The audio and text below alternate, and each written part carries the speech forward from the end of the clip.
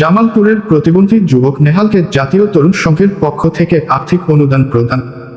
জামালপুরের মাদারগঞ্জ উপজেলার জোরখালীর শারীরিক প্রতিবন্ধী কিন্তু সাহসী যুবক নেহালকে জাতীয় তরুণ সংঘের কেন্দ্রীয় কার্যালয় থেকে সংঘের সাবেক মহাসচিব, নিউ ইয়র্ক প্রবাসী সাংবাদিক ও সমাজকর্মী জনাব শেখ সিরাজুল ইসলাম ও অন্যদের সহায়তায় ৩,৩০০ টাকার নগদ আর্থিক সহায়তা প্রদান করেন আন্তর্জাতিক সমাজকর্মী, অবিভক্ত ঢাকা সিটি কর্পোরেশনের সাবেক ভারপ্রাপ্ত মেয়র এবং জাতীয় তরুণ সংঘের প্রতিষ্ঠাতা ও চেয়ারম্যান আলহাজ মোহাম্মদ ফজলুল হক।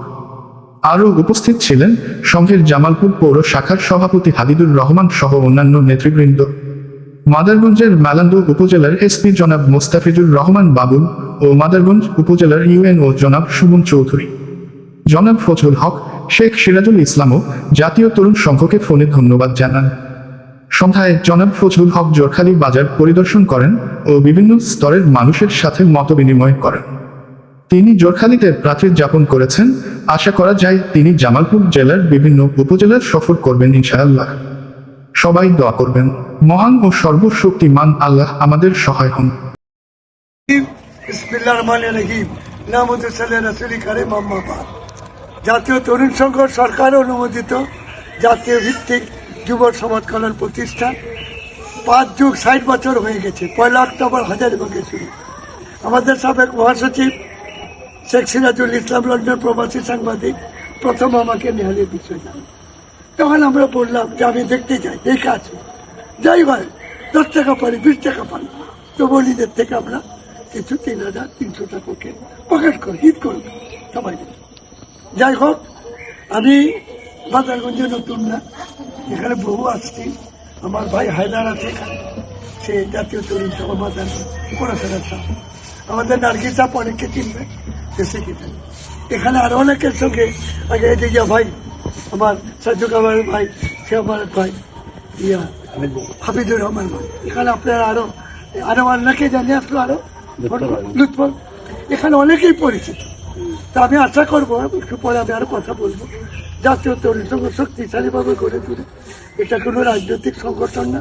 700-র উপর স্কুল কলেজ করে এই সরকারের 15 জন মন্ত্রী জাতীয় তরুণ, বিএনপি থেকে এমপি 38 জন, জামাতে এমপি 9 জন, খুবই শক্তিশালী একটা সংগঠন।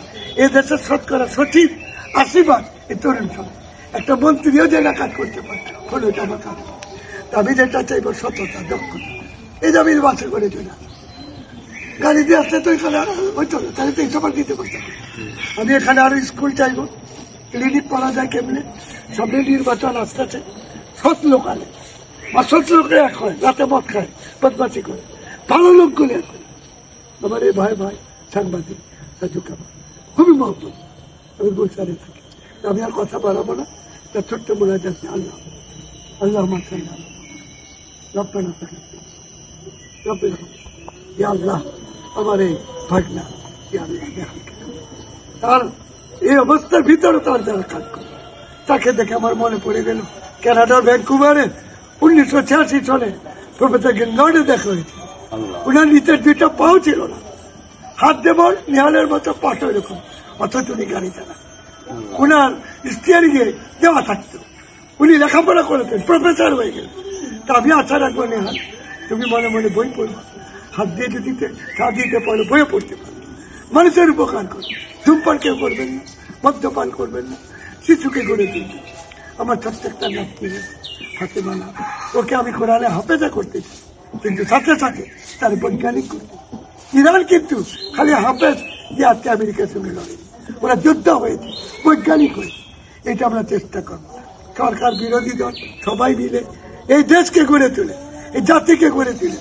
সরকারকে বলবো কঠোর হস্তে দুর্নীতি দমন করে, বিলাসিতা বন্ধ করে দেয়, আর কৃষকের পাশে দাঁড়া, বেকারত্ব দূর করে দেয়। এটার জন্য আমরা যা চেষ্টা করবো।